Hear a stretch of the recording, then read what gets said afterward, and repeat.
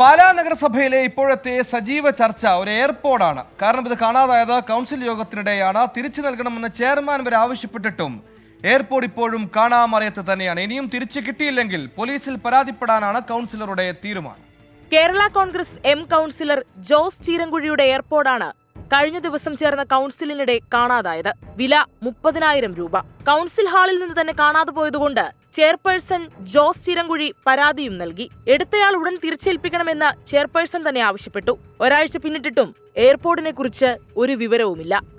പുള്ളി ഉപയോഗിക്കുന്നത്, പുള്ളി പോയേക്കുന്ന വഴികളെല്ലാം ലൊക്കേഷൻ ഇന്ത്യയിലുണ്ട്. പിന്നെ എടുത്തേക്കുന്ന ആൾക്ക് ഇതിനെക്കുറിച്ച് ഒരു അറിവില്ലാഴികയാണെന്ന് എനിക്ക് തോന്നുന്നു. അവർക്കത് അതിനെക്കുറിച്ചൊരു അറിവില്ല, ഞാൻ പറഞ്ഞത് ചുമ്മാതെയാണ് എന്നൊക്കെ ഓർത്തായിരിക്കും. ഇത് എന്റെ ഫോണുമായിട്ട് കണക്റ്റഡ് ആണെന്നൊന്നും അവർക്ക് അതിനെക്കുറിച്ച് വലിയ ഗ്രാഹ്യമില്ല. അതുകൊണ്ടാണ് സമയം കൊടുത്തിരിക്കുന്നത്. എടുത്തയാളെ ലൊക്കേഷൻ ഉപയോഗിച്ച് തിരിച്ചറിഞ്ഞെന്നാണ് ജോസ് ചീരാങ്കുഴി പറയുന്നത്.